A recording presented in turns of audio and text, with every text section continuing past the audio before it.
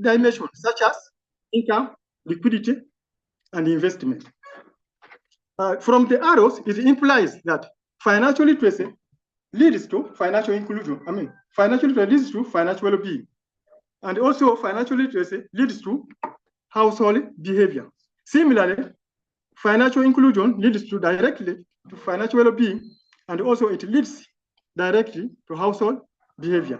And therefore, household behavior mediates the relationship between financial literacy and financial well-being on financial inclusion, on financial well-being. This is our purpose of the study. Our purpose of the study was to examine the relationship between financial well-being and financial literacy, financial inclusion, and household behavior, as it is the key determinant of households in Uganda, among households in Uganda. However, this was achieved through 7 objectives and 7 hypotheses, as follows on the table. Objective 1 is that to examine the relationship between financial literacy and financial well-being among households in Uganda. The hypothesis here is that there is a positive relationship between financial literacy and financial well-being among households in Uganda. The second objective is that to ascertain the relationship between financial inclusion and financial well-being among households in Uganda. The hypothesis is that there is a positive relationship between financial inclusion and financial well-being among households in Uganda. The third one is that to establish the relationship between financial inclusion and household behavior among households in Uganda. And the hypothesis is that there is a positive relationship between financial inclusion and household behavior among households in Uganda. Fourthly, to determine the relationship between financial literacy and household behavior among households in Uganda. There's a positive relationship between financial literacy and household behavior among households in Uganda. The fifth is that to assess the relationship between household behavior and financial well-being among households in Uganda. And there's a positive relationship between household behavior and financial well-being among households in Uganda. And the sixth is that to examine the mediating role of household behavior in relation to financial literacy and financial well-being among households in Uganda. And the hypothesis is that household behavior mediates the relationship between financial literacy and financial well-being among households in Uganda. And lastly, to examine the mediating role of household behavior in relation to financial inclusion and financial well-being among households in Uganda. Household behavior mediates the relationship between financial inclusion and financial well-being among households in Uganda. Therefore, we have our research question here, that what are the perceptions of financial well-being among households in Uganda? Methodology. Ontologically and epistemologically, this study adapted critical realism. Critical realism tends to combine both the positivism, which is only for quantitative, and interpretism, which is only for qualitative. Therefore, that's why we adapted that to give the better understanding of financial well-being among households in Uganda. And in this case, ontology is the nature of reality that exists there. And for financial well-being, is a reality that exists out there among the households and is measured objectively and subjectively. And ontologically, ontology is concerned with about knowledge question. And in this case, we obtain knowledge through questionnaire for quantitative and interview guide for qualitative data. In terms of methodology, the study adapted both quantitative and qualitative approaches to investigate financial well-being among households. However, it was dominated by quantitative data and supplemented to qualitative data. We use the SPSS software, particularly for analyzing quantitative data. Research design. The study adapted cross-sectional research design, where we collected data at one point in time. And this took us around 3 months, from July 2023 to September 2023. We also used the mixed method through translation, where we first collected quantitative data alone, we analyzed, and then we went to collect qualitative data and analyze. We also did the explanatory sequential translation, where we needed to understand the more in deeper understanding for both the methods. Qualitative method, we had the sample size of about 4,123,727 respondents as a target. However, using the Yamani formula, we came to sample size of 400 respondents. Our unit of analysis was households. Our unit of inquiry was households head and local leaders. And our response rate was at 75%. One may wonder, how did I reach at 75% and 150 households? Our target as a unit, because our unit of analysis is a household, there were 200. So out of 200, we interviewed two people per household. And that's how we got the 400. However, in collecting back the questionnaires, we discovered that only 300 respondents were fully answered. That gives us the household of 150. Therefore, the response rate was 75%. Sampling strategy. We use first-wide sampling to select the respondents among the the households, particularly among for the quantitative data. We also use data questionnaires for quantitative, and interview guide for qualitative, as I already said. When it comes to qualitative, we did the persuasive sampling, where we selected the respondents based on their knowledge and experience on the subject matter, that's financial well-being. We have here table of operationalization and measurement of the variables. As already explained, what is here is what is on the conceptual framework about financial well-being as a variable and how it is measured, financial literacy, financial inclusion, and household behavior. Our reliability and validity tests. We also carried out validity and reliability tests to establish the consistency and the accuracy of the instrument or the variables. And we discovered that all the instruments used were reliable and valid because their CAC were above and CVI were all above 0.7, which is recommended. We did the data management to ensure clean and free from errors, missing values, and also absence of outliers. Using SPSS, as I already said, we also used the SAME and AMOS. We also tested for parametric assumptions to determine the data distribution. And the data distribution showed that the data were fairly distributed and also met the parametric assumption. Correlation was done to know whether the instruments were related. This is the table showing the reliability and validity.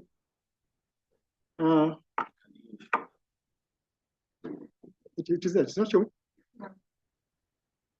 The IT should come and help.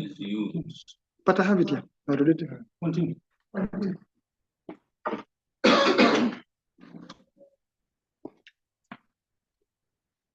They are all above 0.7. So here is how we analyze the qualitative data. Sampling procedures. Like I already said, we use the persuasive sampling to select the key informers who are more knowledgeable in this area and experience. Our sample size was at saturation point at 8 respondents. Here is where we realized that the information or the ideas being given, they are the same or look alike. So we had to stop at 8 positions. And that's how we got the sample size for qualitative data. Qualitative data is always determined when you are collecting the data. Data collection method, here we use same structure, interview guide to collect the data. The validity was also done to establish the truthworthiness, credibility, transferability, dependability, and confirmability. Data analysis, we used NVIVIO 9, version 9, to identify themes and patterns. We also used Vivo to develop the hierarchical model. That's the table showing our mean and the deviation, that how related they are. And they are significant at 0.01 level, which is two-tailed. We have participants' characteristics. Here, it shows that most age people whom we interviewed on this household, they were between the age of 18 to 29, with the 24.5% Therefore, it was the highest compared to the rest. When it comes to gender, male dominated with 54.8% as compared to female with the 45.3%. Then in literacy rate, the majority of the households we interviewed, we realized that most of them went to school. And it had a percentage of 92.5% as compared to the one who never went to school with 7.5%. It continues. In terms of the household size, the majority had household size members of 5 to 9 with 71.5% as compared to the rest. And then most of the people were living in permanent houses, the 84%.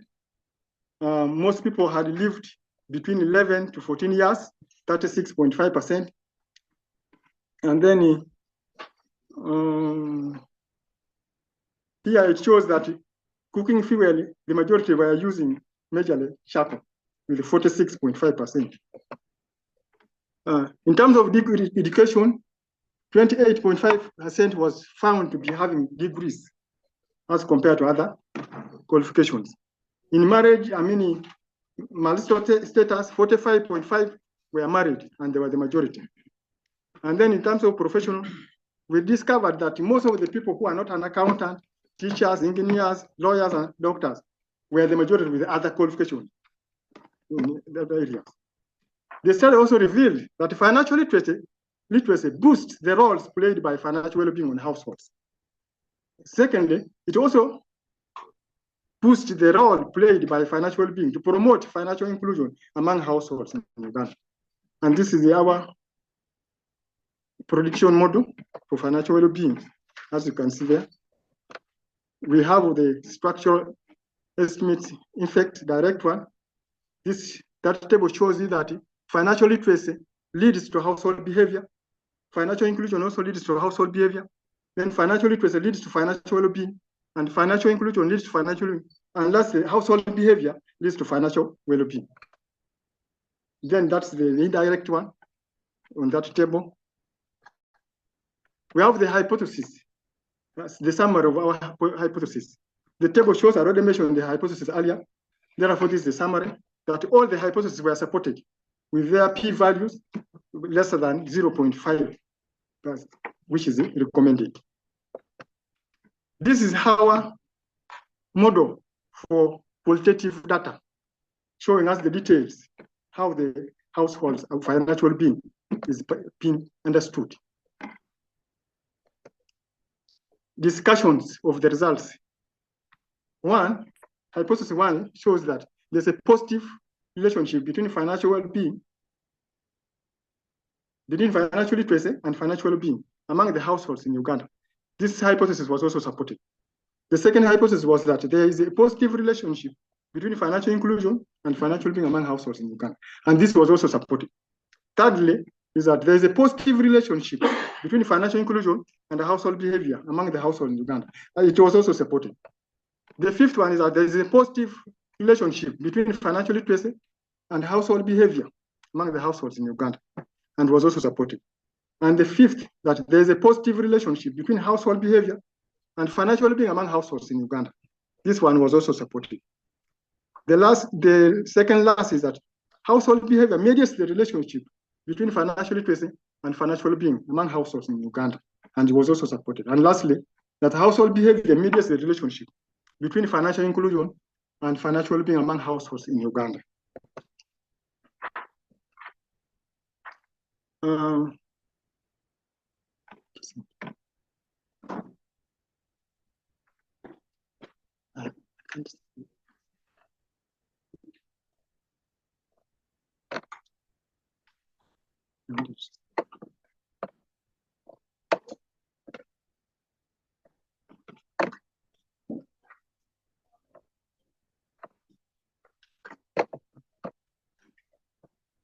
We have theoretical implications.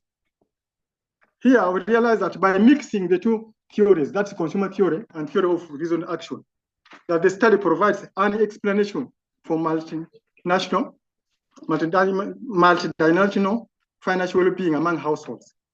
The theory also establishes that financial literacy, financial inclusion, and household behavior explain the impact on financial well-being. Among the variables investigated, financial literacy and financial well-being, inclusion, were captured from consumer theory, and household behavior was captured from TRA in explaining financial well-being.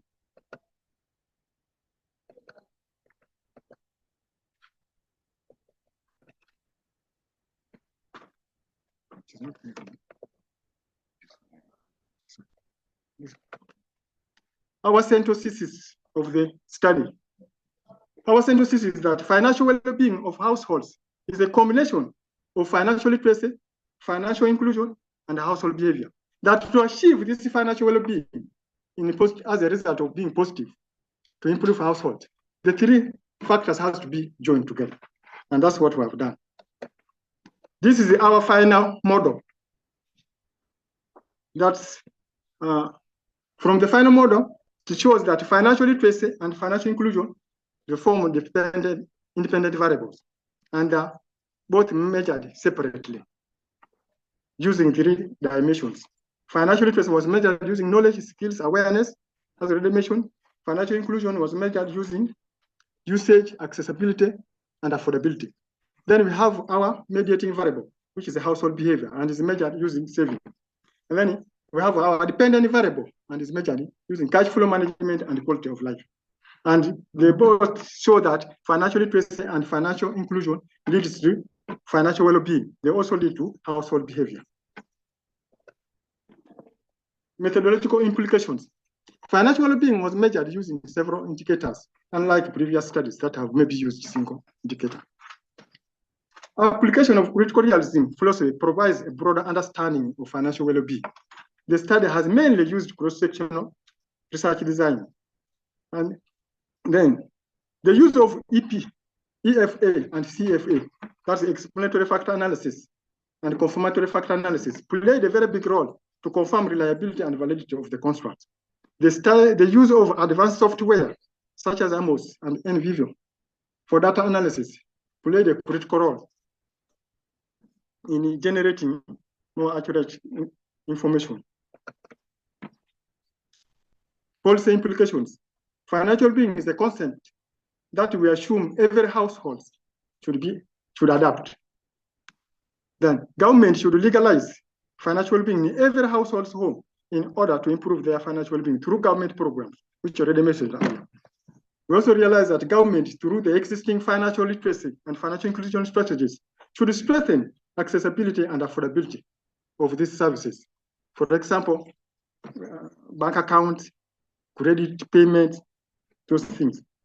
Then policy initiative aim at improving households' financial well-being should be highlighted. That's in yoga, operational wealth creation, including the parish development of ongoing. Managerial implications. Government and development partners within the system have mainly focused on introducing more programs like PDM and SDGs to improve financial well-being of households in Uganda as an intervention. However, more still needs to be done. We have limitations and areas for further research. This study majorly focused on financial literacy, financial inclusion, and household behavior to investigate financial well-being. Therefore, we recommend that future research should focus on other factors that can explain financial well-being. Secondly, the study focused on financial well-being in central Uganda or Uganda. Future studies could explore financial well-being in other areas. Because in central Uganda, we only concentrated on 3 districts, Kampala, Wakiso, and Kono, because of their strategic location and their population that they have. Then lastly, this study is cross-sectional in nature, and it may not be capable of capturing the dynamic changes in household behavior over time. Therefore, we recommend that future research can use longitudinal. We have three publications that have been, papers that have been accepted for publications. Special appreciation goes to my supervisors, Dr. Goretich Nashine, Dr. Gideon Kruzinsa, Dr. Panelist, other professors and doctor consulted, particularly Professor Joseph Taya and Professor Laura Robi. Director, SPGSR and team, Committee of Practice, COCOT 1, members in attendance. I therefore request that the panel allow me to submit my thesis for gradation for the award of degree of Doctor of Philosophy Finance of Uganda Matters University. Thank you very much for listening. Thank you very much, Mr. Okotoi. You've used your time well. I think you asked with 15 minutes. Yes. That is very commendable. Thank you very much. Members of the public, you have heard Mr. Okotoi's thesis. I will not go into details because the experts here will do that for me. But you realize that he has tackled areas concerning financial well-being. Of course, that topic is a bit misleading to make us think that it is everywhere in Uganda, but we shall understand more why that was the selection. So I would like to invite, I think your message is very far. I would like that examiners can speak. Maybe, yeah, you need to.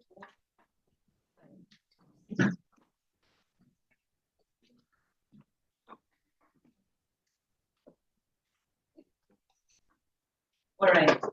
So we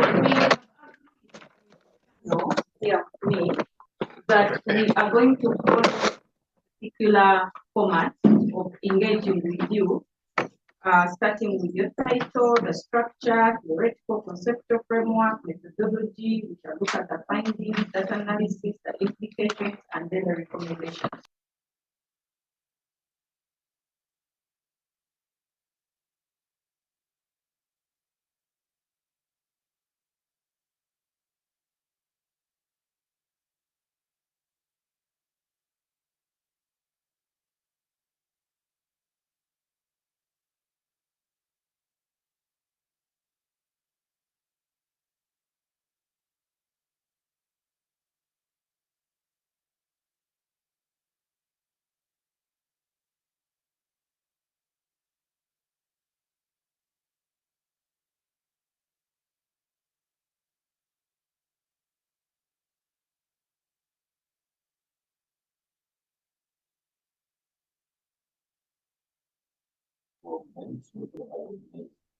Our discussion very engaging.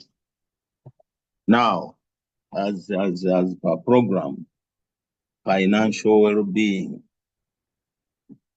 what was bothering you on this topic called financial well-being? Because on the one hand, you state that government has undertaken a number of interventions aimed at improving the well-being, and indeed the statistics show that Uganda's poverty levels have drastically decreased. So what made you undertake this study? I realized that much as the government done enough to improve the household, there's still a gap that we need to be filled. That most of these programs what can make it improve household. People who manage them think sometimes the finances are not going to be right to implement those.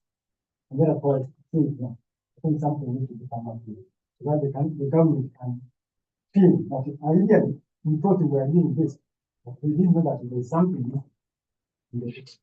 At what point we do this? Could you justify, fulfill that desire of yours using a sample or anchoring your study in a region where the poverty levels are low and therefore the well-being, the financial well-being is much more better compared to the rest of the country? For example, this when I took this photo, I did Kampala, so I'm calling. I thought hearing is that the most urban compared to other towns, that they don't suffer. But during COVID, it was a proof that actually most people, even who suffer, they were in Kampala or this one in Congo, where there are even people who go to fully relief. Yes, but that was a crisis which cannot be used as a basis, because you find that everywhere in the world, even in the developed world, COVID was an exceptional as something that affected everybody. And now, you think COVID did not affect those outside Kampala? That is one. So what is the evidence when you say that financial, in your presentation, you said that financial well-being is low? What is low? I gave a study that was carried out by Women's 2021, and where they came out that in the submission was actually learning differently. Yes, and those should have been your focus. Why did you, if the evidence shows OKD actually a bad off, then you choose an area which has a better, which is in a better position compared? I need to find out where we should see what this is. So what is low financial well-being? So what is low financial well-being? Low financial well-being. The households are not getting what facilities to stay at home. In other words, their income is not matching their life expectancy.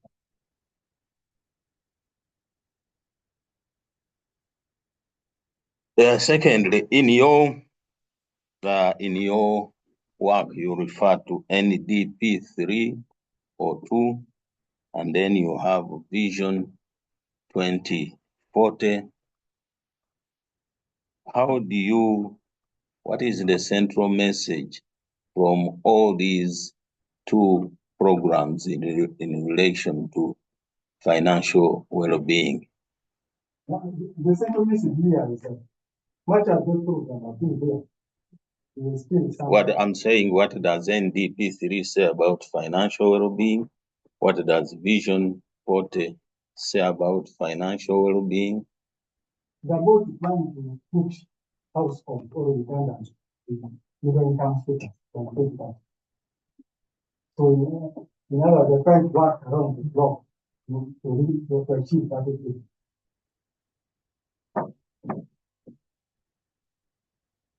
What parameters did they use in those two documents, which are your reference point for the problem? Doc, I didn't go into the parameters since they were not my variables that I was studying. Unless I will go back and look at it. I was thinking about it and then I will revisit my study variables.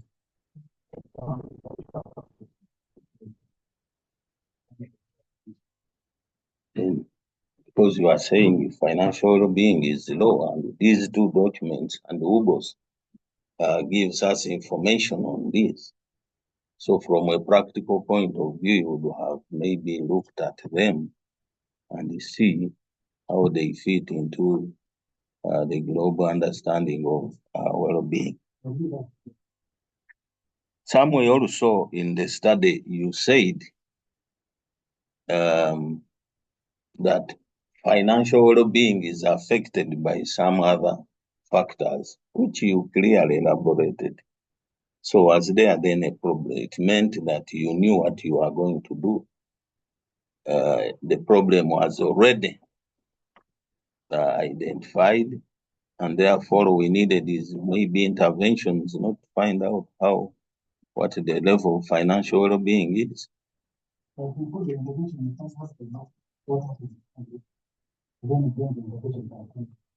That's how I think about it.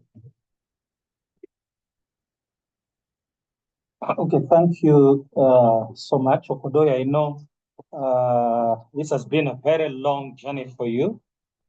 And I just want to understand if I'm explaining the concept of financial well-being, because you know we are all here at different levels.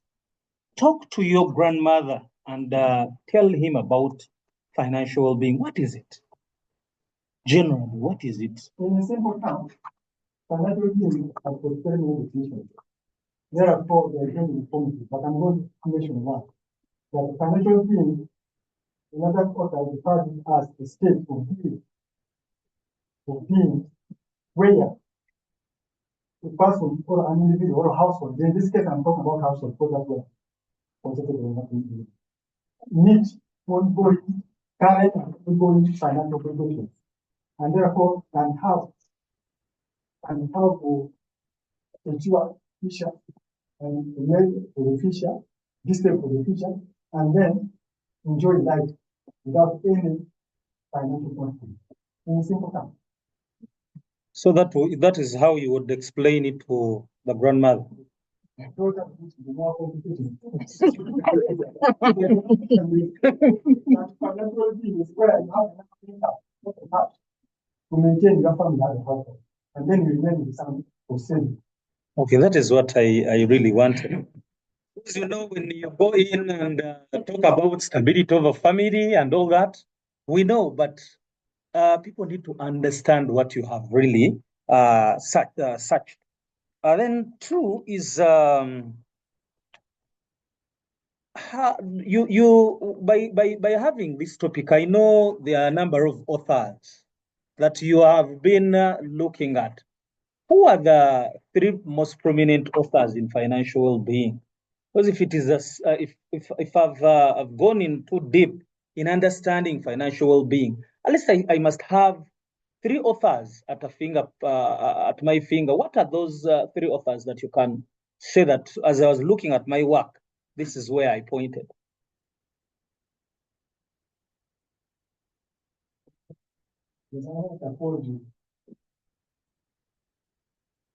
Okay. Done. There is also 2020, then we also have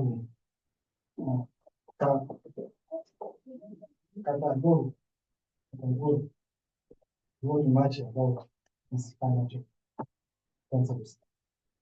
Then we have I'm making a mention of the financial thing. This American from time to now, the name becomes a challenge. Then we have the Roma also have so many people. And then now this drives me to the empirical gap.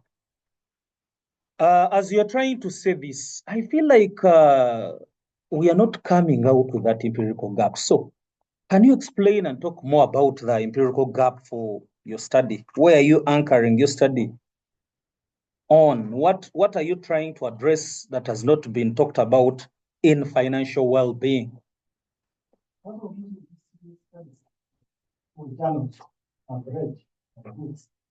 And discovered that those authors, they even know the core aspect of that study. And now when you see in my study, it does gap. I mean, it does do this.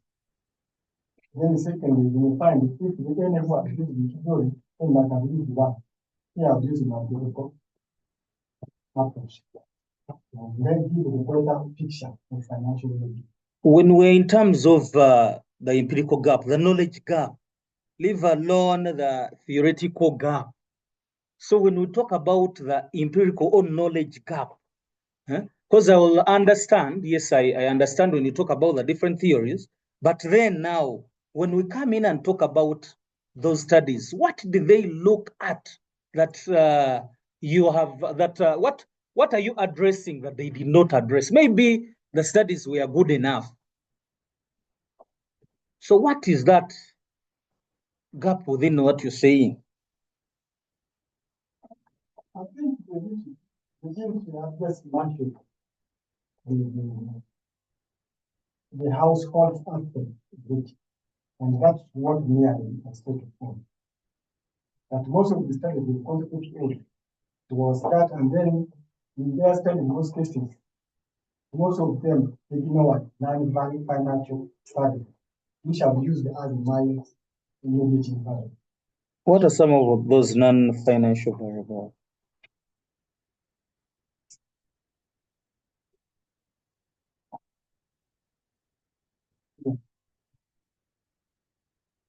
Maybe like technology. Did you look at technology in it? Okay, thank you. We can continue. Yeah, thank you so much, Mr. Okodoi. Thank you for moving this far. This is the topical issue, financial well-being. But when I read the topic, financial well-being of households in Uganda, imagine a survey that was conducted in the entire country. Why did you excite us? And then when we open to read the book and your presentation is focusing on something small, what changes would you make in this title to make it real? Thank you. These days, those days of ours, the campus in the facility some years back. And the topic we used to give us is that we need to have all the variables, the infinite variable or infinite variable on the topic. But of recent, it has changed. That I can have only my variable in my topic. And it makes it more easier. And then in the work, I will explain where exactly I take up the study. So in this case, the study was taken in this time. That's Kampala, Uganda, Nakuru, Uganda, and then Uganda. Yes. Assuming you are given a chance to modify the title so that people can appreciate exactly what you are investigating, which variables would you indicate on the title and what geographical scope would you include on the title? On this level? Yes, please. Maybe two,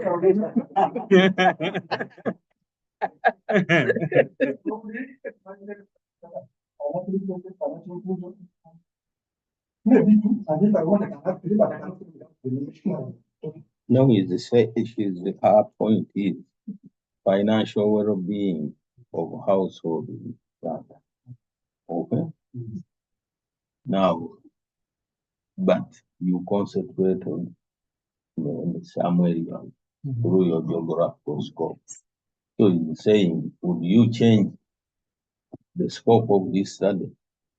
Because it seems it can be misleading. The guidance of my survivors.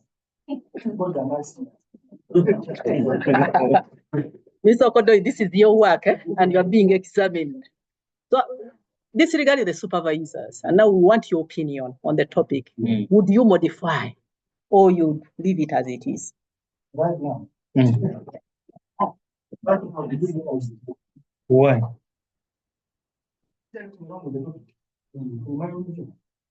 That's like for example, I believe I've not seen in those books, but you might have scored different.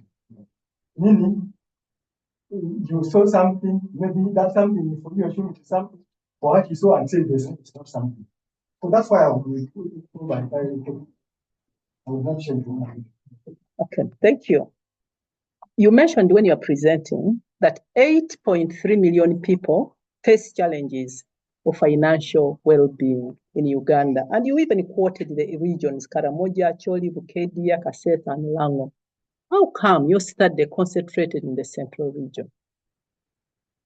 Like I said earlier, but when I look at the whole country, I need the region which has the highest number of households. And I discovered that it is Wakiso, Kampala, and Nakuru is the highest number of households. You can stop there, but you are investigating the problem. So what is the problem that you investigated? Is it the number of households that influence the choice, or the problem of financial well-being? Statistical purpose. So what was the study problem? Kampala, Central Uganda will be more statistical compared to the rest of Uganda. But if I may But come in that is here, not right. you even is out of 4 million something in the region, you went for 400 as the focus of your study. You mean in the other region you couldn't get 400? Not how you go. Because you are saying it is the population. But when you look at the districts you mentioned, we would have had even a bigger sample than what you use for this great population of Papa and the others. Thank you. Okay, thank you very much, Mr. Okodoi, for the wonderful presentation. Your research is such a timely and pertinent research, given the call towards financial stability, not only at household level, but also at national and global level. So it is such a practical research that we intend to apply. I thank you so much for the presentation skills, together with your supervisor, because some of our students lack this. You know, we don't groom you for only technical skills, but also ensuring that you are all round. We make you all round. Now others keep checking, they're presenting using the computer, but they keep turning to check what is on the screen. Others we read through, and yet for you it is not the case. You own the work. You have been presenting from your own, it came off-hand, not that you have been reading everything. So now that this is practical research that we intend to implement, one of the challenges of ensuring financial well-being domestically here in Uganda is access to finance. I hope you realize that there is that challenge, especially to the female youth. Which measures do you think we can put in place to ensure that we have access, every female youth has access to finance, especially for the targeted area? And then also, the other issue is on income instability among households in Uganda. And the challenge here is partly on failure to plan and manage for their income and their finances. So what strategies can we lay in order to ensure that this challenge of income instability as a result of poor planning and management of income and finance can be addressed? So that is the second question you will be answering at once. Then, Mr. Okodoi, I got an opportunity to mark your work. So I looked at the entire book, and there are quite a number of areas where you need to reorganize your work. Yes, you understand the work, but the way you have presented it, starting from the topic itself, when you look at the purpose of the study, it brings out the picture of what your research intends to do or what you intended to research on.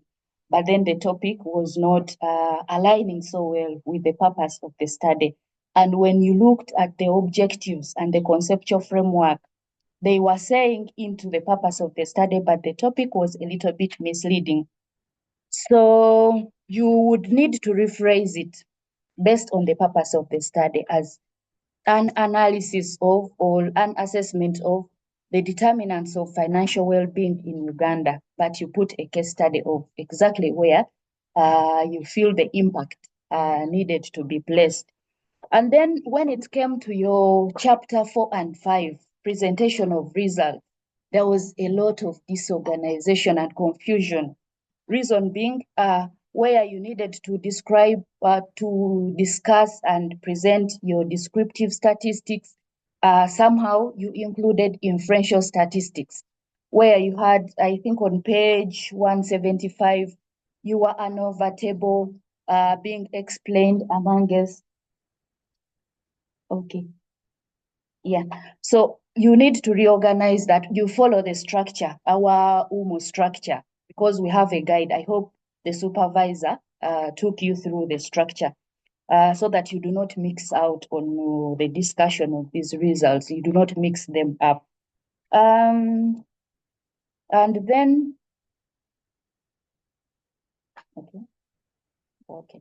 So maybe you can first of all answer, because putting in so many questions. I think Can the first of all answer. question, but I think the last two or three are advising me. Okay. Go to the first one. You're talking about how can our female do what strategy we have. I think but both the government and financial institutions need to relax on their sensitivity when dealing with this female youth. Not finances. Okay. What should we do then? And then we go down the road in strategy. I think the youth also need to have something that can be generated income. When I was in primary 5 years back, I used to do a business. I come from the border. So when the time when I was going to my S1, I think my school fees was only 5 in the cost. And not to visit there for 2 months.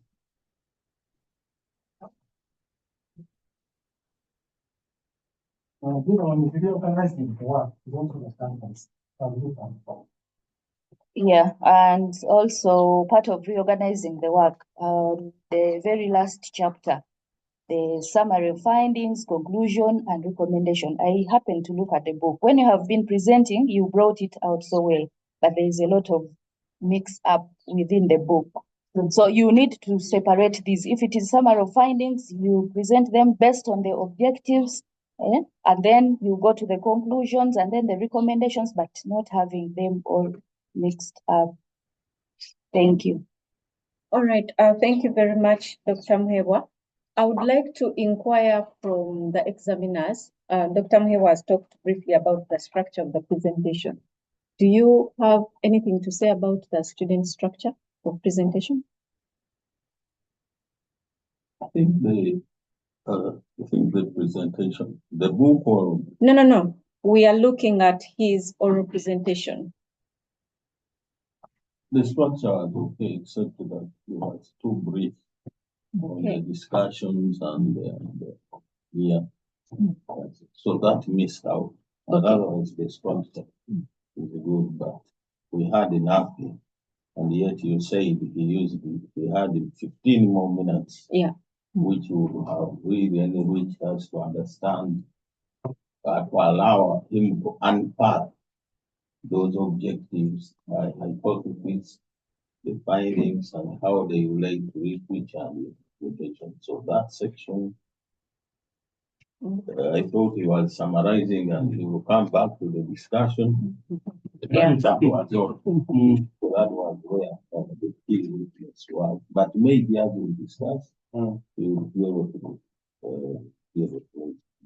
Maybe the internal. I will also emphasize that the presentation structure was fine, except that we missed a lot. If you're talking about using critical realism or mixed method, we did not see anything qualitative in what you were giving, apart from you showed us the picture.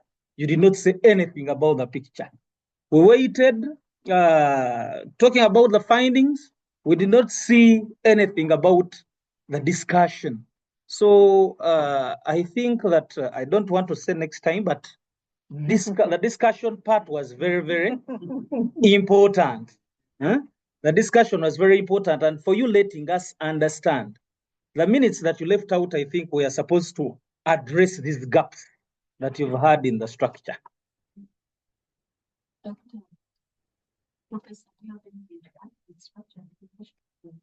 Yeah, so you realize that the person who has not read the book can go away empty because you missed out some critical things.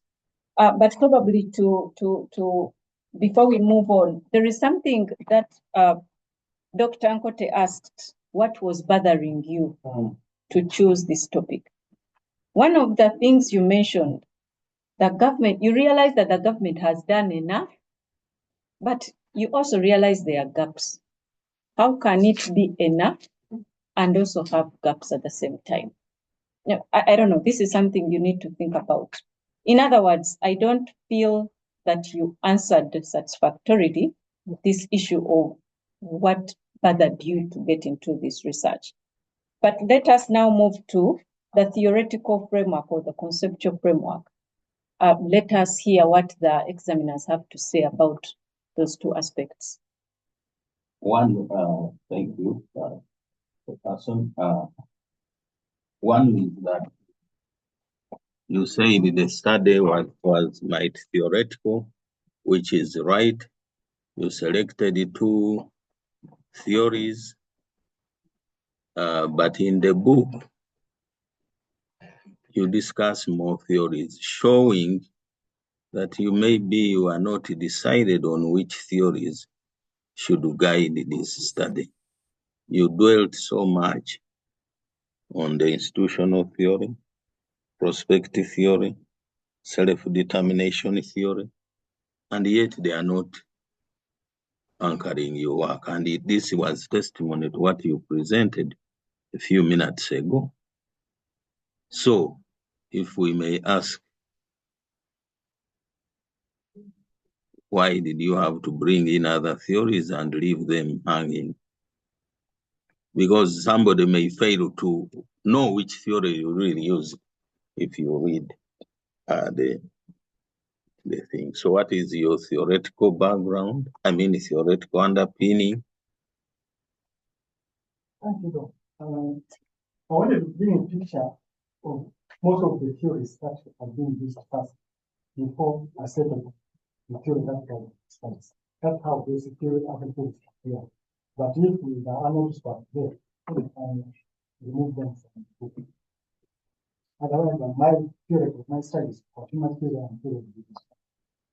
And I would have loved that you dwell more on those theories so that we see how they've been used in issues and on financial well-being. Okay.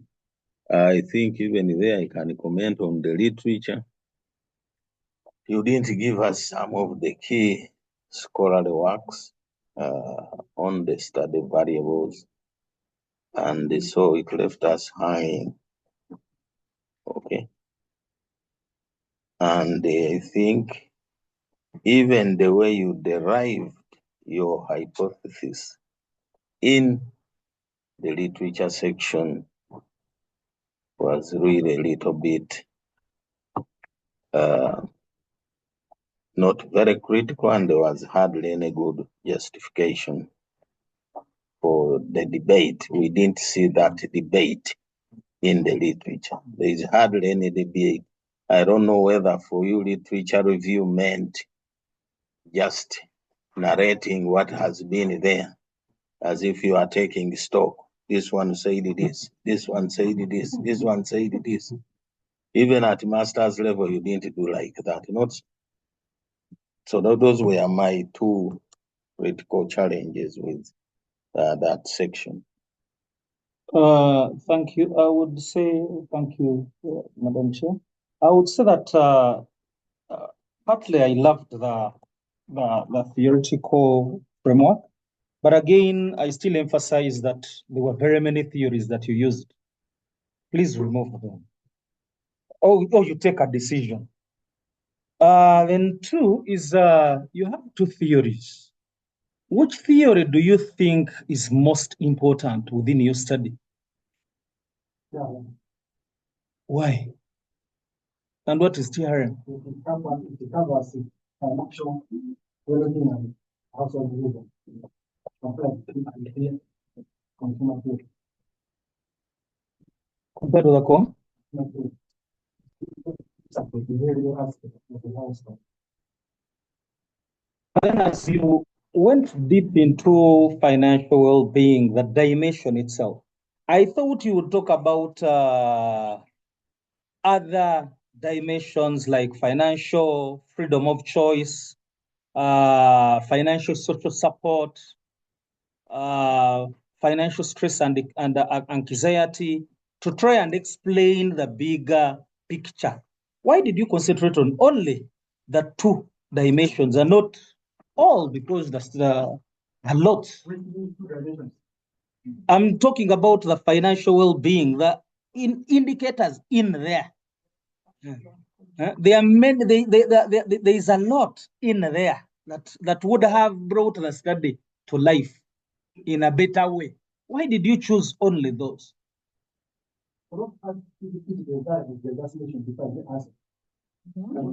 Okay. Financial security, financial social support, financial freedom of choice. Maybe this would give a better picture. Even positive financial habits. This would explain more. Why did you choose those ones? I think I found those two more relevant for that particular financial ability. And in India, there are also others. I mentioned them when I was defending. Like income, including when you read in the book, but you could refute in the particular. I talked about the diligent investment. Those are some information that you when you are conquered and think about this. Actually, you were talking about cash flow management and the quality of life. Talk more about this.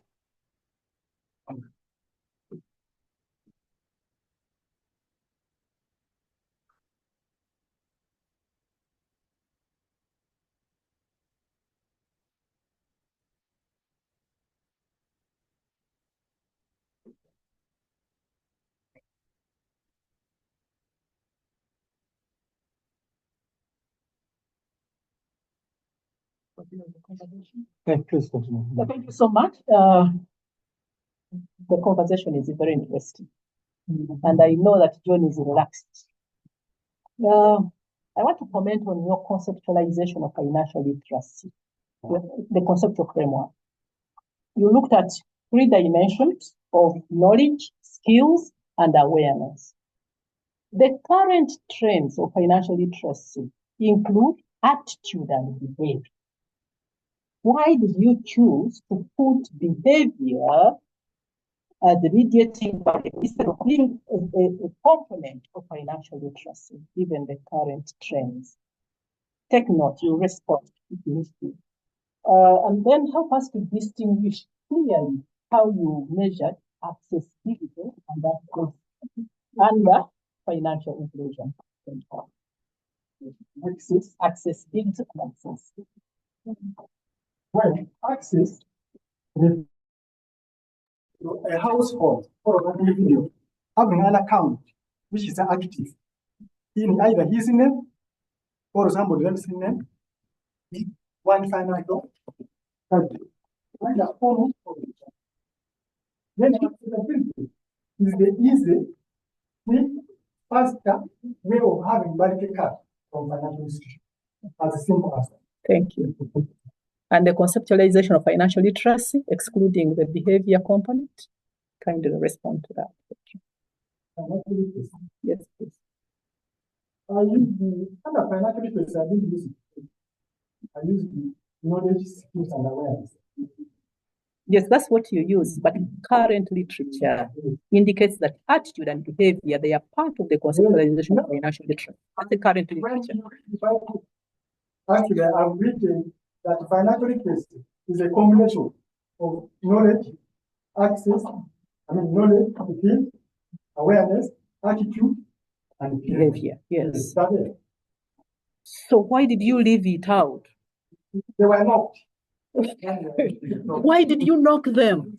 The process of analyzing. That's when we were using CFA, the items were more. But at one point, when we were using CFA, it has fewer items compared to some of the variables were not counted. They are items of your constructs. Because you can knock out an item, if they are 10, they become 4. But to knock out to a full construct, and you didn't have a second thought of whether you should not refuse. So we saw that the terrain which we already had there, give us enough. No. This is not what will give us. She's saying she's articulating and showing their new dimension of financial literacy. You don't say this will give us. What will you contribute to knowledge if you are not capturing the recent developments? Because while those were used, but the discipline has developed and new dimensions have come. And maybe, Doctor, that one points to the very old literature that you have in the book. Please improve the literature. You are behind as many years as possible. You're behind as many years as possible. So when they talk about something new, please include it. I'm not saying include the dimensions, but please take note. Okay, then about the theory, what motivates you to introduce the second theory? Are the gaps you have identified in the first, or the weaknesses? Which are those gaps that motivated you to come up with the second theory?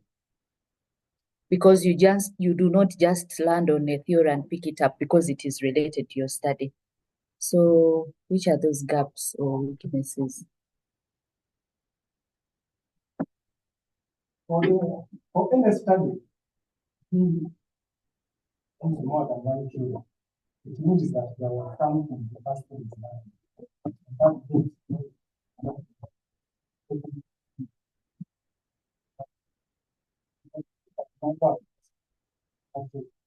but in the long run, which are only independent. That's financially facing and financially. And that means there was a gap between capture and the behavioral aspect, which is also key. And that's how the second theory was introduced to cover that part. However, even the second theory was also limited in that it should not capture the consumption aspect. But in that one was already filled by consumer theory. Well, thank you very much, Mr. Kodoi. I hope you realize that your work is not, your presentation is not self-contained. That's why you're hearing holes being poked here and there. You need to organize yourself better so that you give the examiners what will make them comfortable. Next, let us look at your methodology.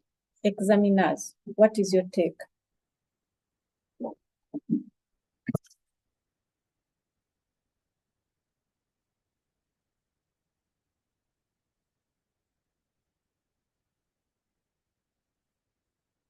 Thank you. On methodology, my key observations, besides when you read the literature, the book, there is a lot of some recklessness, which could be ironed out. But number one, John, I didn't see a discussion on the development of the instrument. I also, the justification of why you used both qual and quant is not very, very clear. But my greatest challenge was on the population.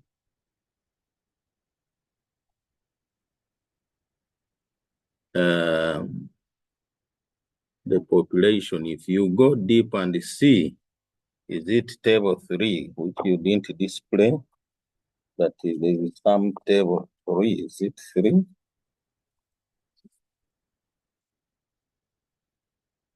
Yes, table 3. 102.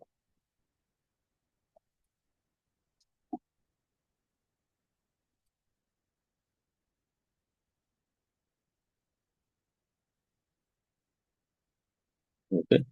When you look at your stratified population and the sample, I see areas there where financial well-being is not an issue from just the first validity. If somebody is in Namugongo, okay, if you look at that population segment, since you are talking of financial well-being and making reference to the government programs, okay? A number of them, PDM, Operation Wealth Creation, EMIOGA, and so on. Do you think people in Namugongo, Chaliwajala, Potibero, Mbuya, unless it is in Mbuyaka Sokoso, Bukoto,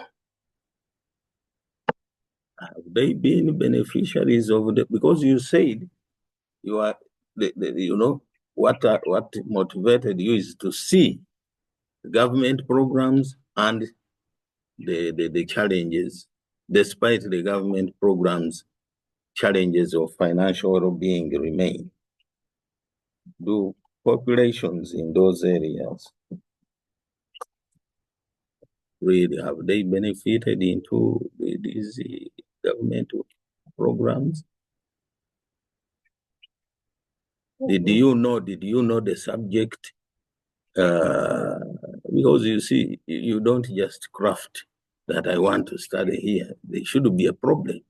You are studying a population that may not have had problems of acute problems of financial well-being based on the government program, because that is our reference point. You are studying a population associated with the government welfare programs, government development programs. So that is, to me, where I have a problem. And this is also reflected if you look at your demographics. You are saying accountants, doctors, engineers. Do those fit in the government welfare programs? Mm. Don't you see you included the population that is not in the offer, yeah, unless you took them as control groups. So there I had a problem, Chair. Lastly, on methodology, which data did you get from secondary sources? Because we know there is secondary data, isn't it? From the book or theoretical, where is it applicable to you in this study? Doctor, I did not use the secondary data. I think that was first. You can't spend 4 years and you say it is foresight. What? So you have, no, first wait. You are writing about what there is in terms of data collection methods, but you don't bring any things that you didn't use for your study. You are not teaching research methodology. Huh? So I would have loved to tell me which data you got in this section and why you have this section. But it could be an issue also that maybe you are required to mention them. And my last query, which of course through your presentation did not come out, you observed 3113. If you go to that section,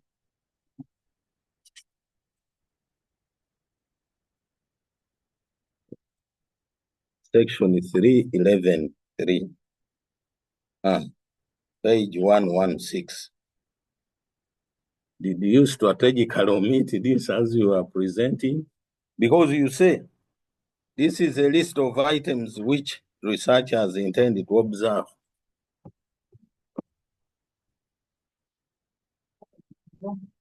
No, you didn't present it, but it is in the book. So I'm saying you didn't present this. Why?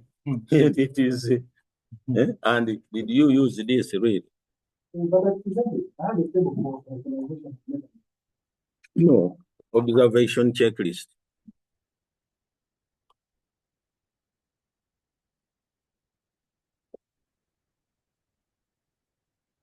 Are you on page 116?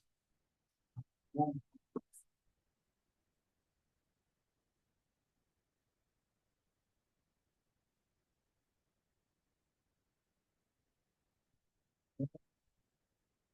when you are fulfilling the requirements for national council and the rest, this is the part that I need. You have a lot of things to do here. And one of them is the checklist. That's a section for this celebration. So I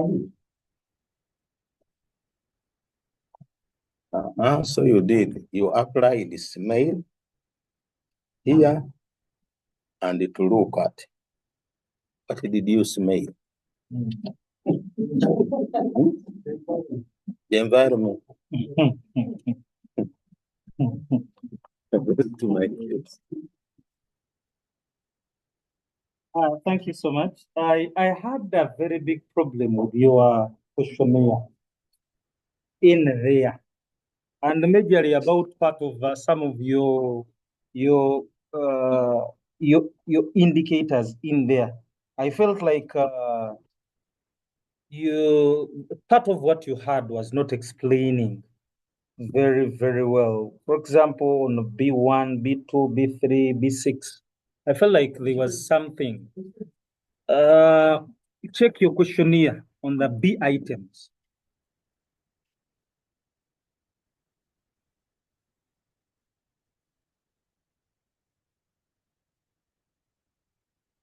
So part of some of the questions, I felt like you had a few items. For example, in here you had SK1, SK2, W1, W2. So can you explain why in many of these aspects you used just 2 items to explain this challenge? Good. Like I said, I use the software. So when we are using software, when we take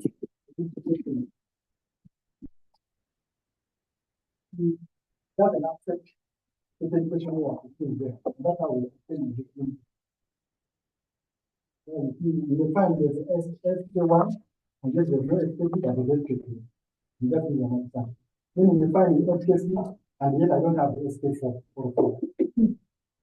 That is not So, the question. but what I'm saying is in the questionnaire formulation. For example, go on page 263. You have L1Q1. And this is what you've presented as part of what was your questionnaire. LIQ2. And this was what you presented as your questionnaire. Did you have other items? Yes, but they are not. So these are the only ones which is the same. If you compare with the Y, you realize that Y has a very many questions. Like why? Yeah, questionnaire. What you're talking about is that what you have to understand is that as I develop my questionnaire, I have to include everything that I had, and then if the process takes some of them, there is no problem. But now I assume that you had only items on herb. I attached.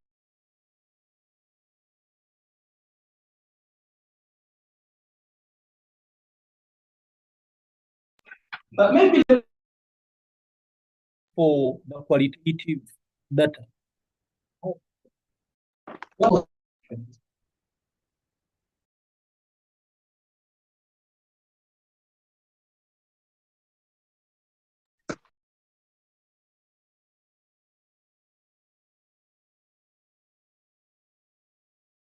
We were answering in there. For example, I have a question here on household well-being predictors. And they say B1, in which way do you think the one's understanding of financial matters has on their standard of living?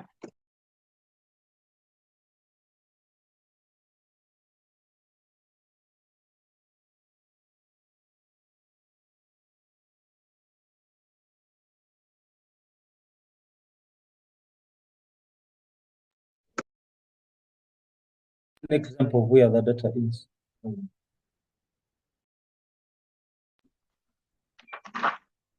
If you check chapter 4,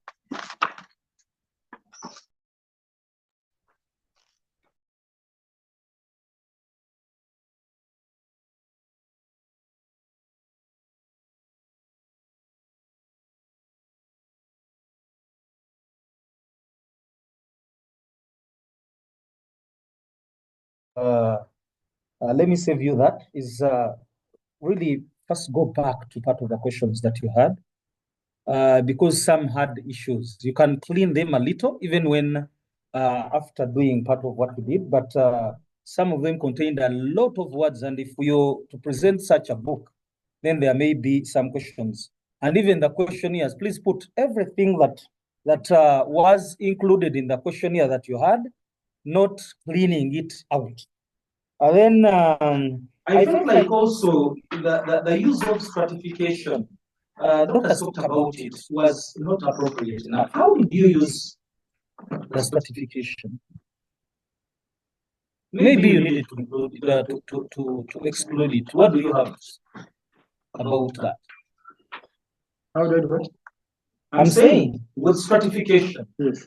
Do you think it was important to put, and how did you do the stratification?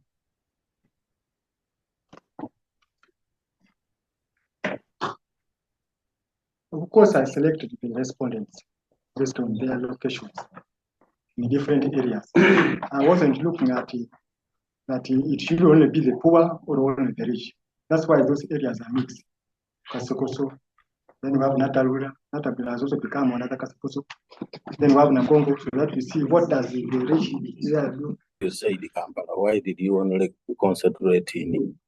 That's what he's saying. Why did you concentrate only in our division? Time. You know, this research requires a lot of resources. But you had 4 years. 4 years of doing. No, even if you had time constant, is Nakawa representative of Kampala?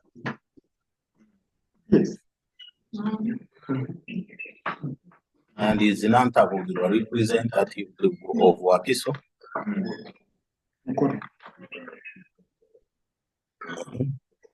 And what was? In other words, I picked in Wakiso, Mukono. No, but that is a methodological problem. Wakiso has it, isn't it? He has so many things. Why did you go to one area? Maybe you are saying time, but that does not explain the methodology. So you use scientific methods to try and explain what you're explaining. That is what they are trying to say. Okay. Then maybe lastly on a little bit of methodologies, the operationalization. I find some of your operationalization lacking in some way. Please improve it. I feel like there are some things that you missed. You needed to make it more clear about your different concepts. Over to Professor. Thank you so much. Still on methodology, I want to concentrate on household behavior. John, you told us that you used household heads in your sample. Is that correct?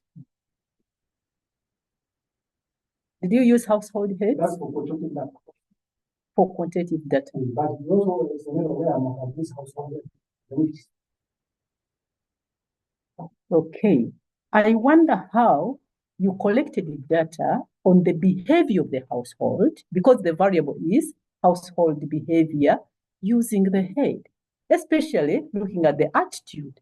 So the head of the family is representing the behavior of the entire family on attitude. How do you go about that? I find it a bit challenging. Behavior of the whole household. But we take the head as an example, particularly when it comes to the quantitative data, because you find that the head has a better understanding on financial well-being compared to the child. Take note of that. On knowledge, it's okay. But when it comes to behavior, I cannot conceptualize the behavior of the entire family. I don't know whether you're looking at the culture of the entire family as represented by the head. Then, if you use the head majorly, I found a statistical question here where you say 24% of the respondents were of the age 18 to 29. Usually, heads of families are mature people. But you are finding most of your respondents are young and they are heads. So I found a question. How do you respond to that? Thank you. That's what we found out. I didn't before the way. Maybe I just have joined. He even mentioned local leaders.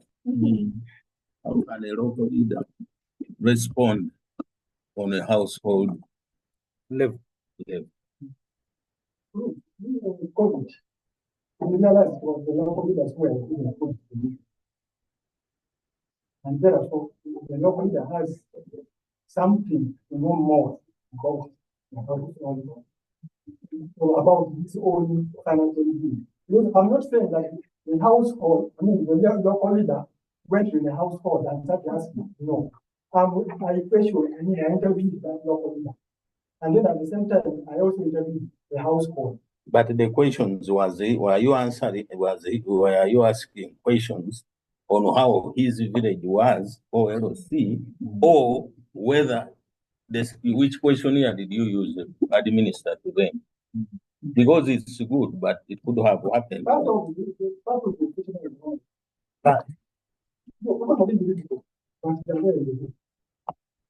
And that brings in other concepts of how you aggregated the data.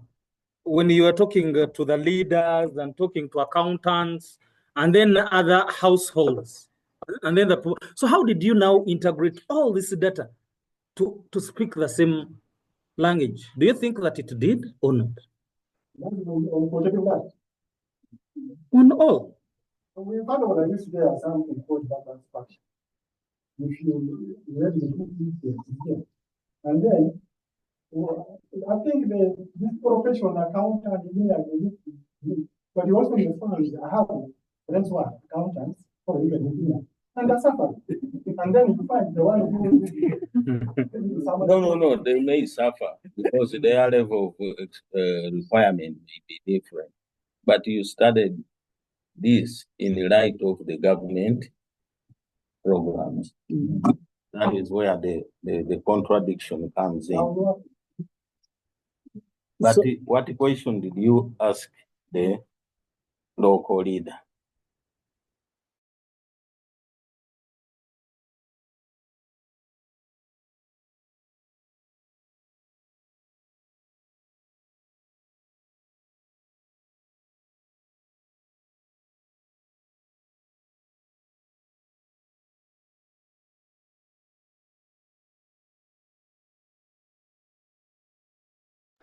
Because you could have said that part of your responsibility was to capture local respondents' households, not them answering on behalf of the household. And maybe it is just a title, but you are looking at household leader. Are you getting the point? That partly you need to eliminate these anomalies, because that even takes us to where you had your findings, where you didn't even explain the implication of part of the characteristics of the people that you had.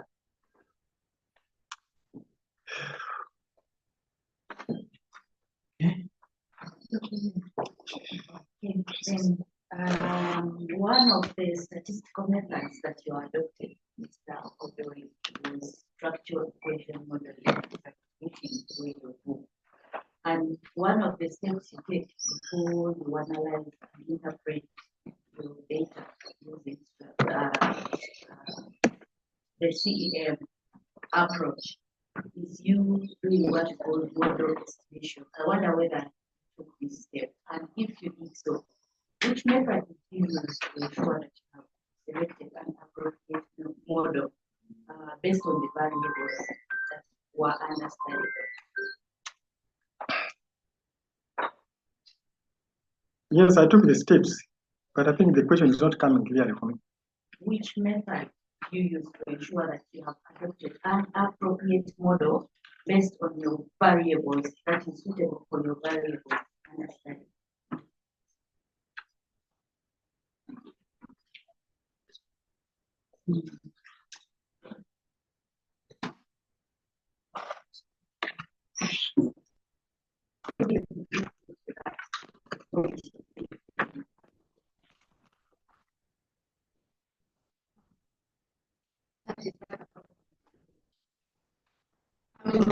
I'm just curious before I move to the next. You talk about classification. You say that had 8%.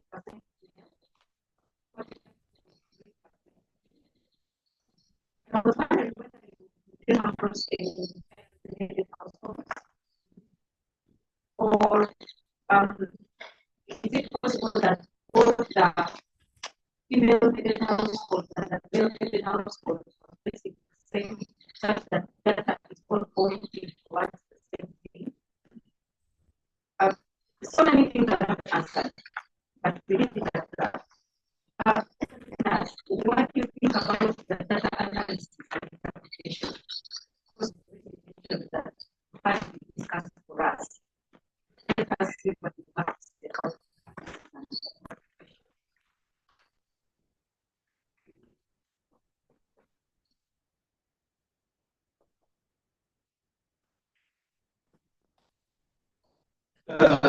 Thank you so much. With data analysis and interpretation, I wanted you to just get for us one of the things that you got in validity or things and just explain how we explain.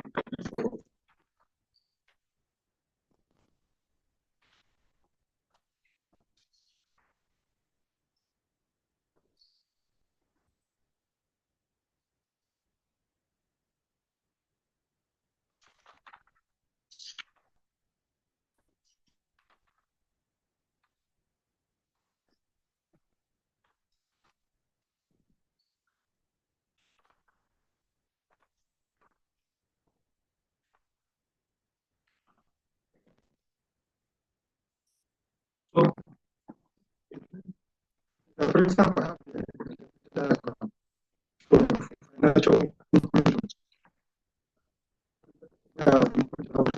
First of all, reports and things like things. And here I was saying that with other things, skills and development necessary for the issue of finance. Then training of official generations. And then we also have here how mobile money, then banks, agency banking, can also influence the if this is what is the major thing there? What was the major thing?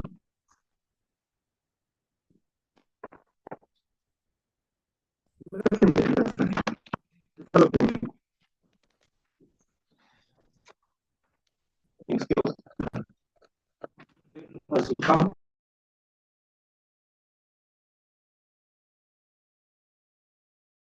developing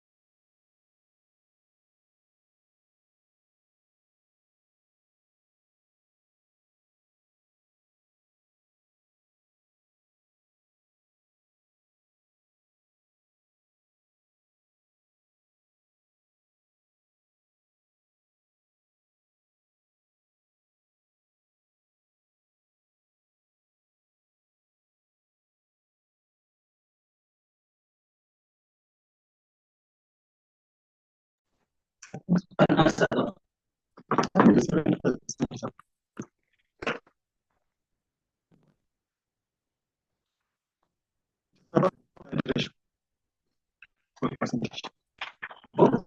What percentage of the respondents? Who says that?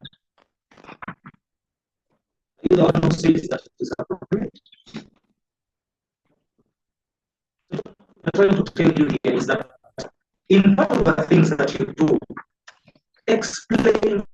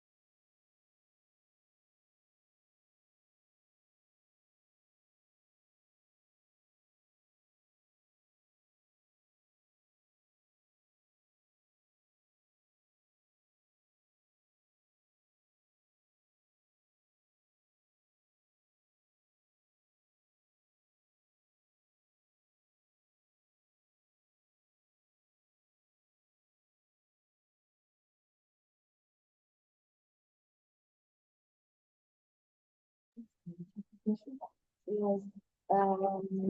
First of all, about the organization, like I was still sharing, but I think she came in because we were to go step by step on each of the chapters in your book.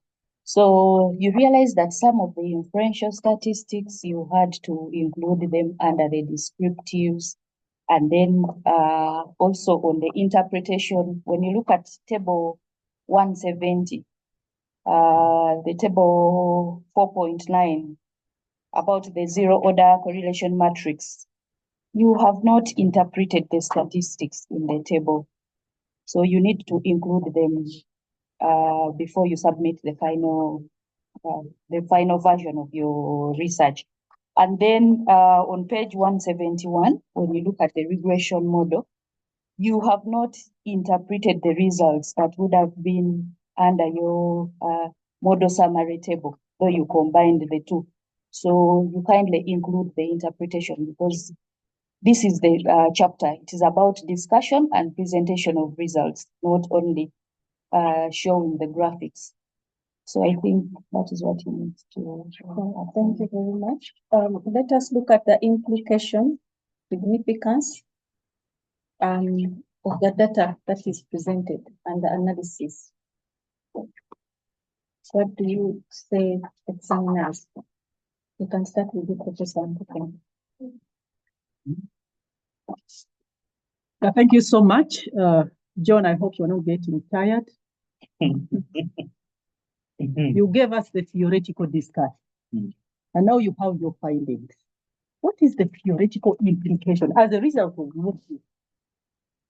what message do you have as far as the theory or the theories you use are concerned?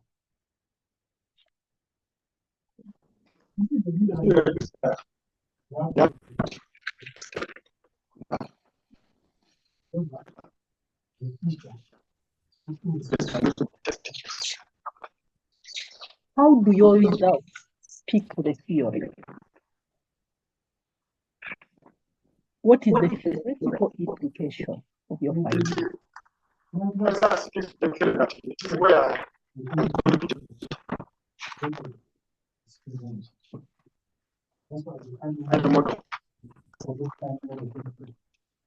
Yeah, so which knowledge have you contributed?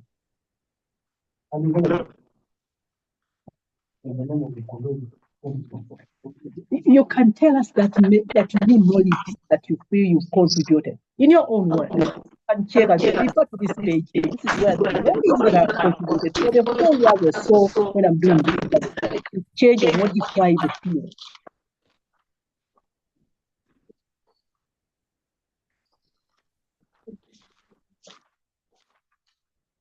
respect to difference.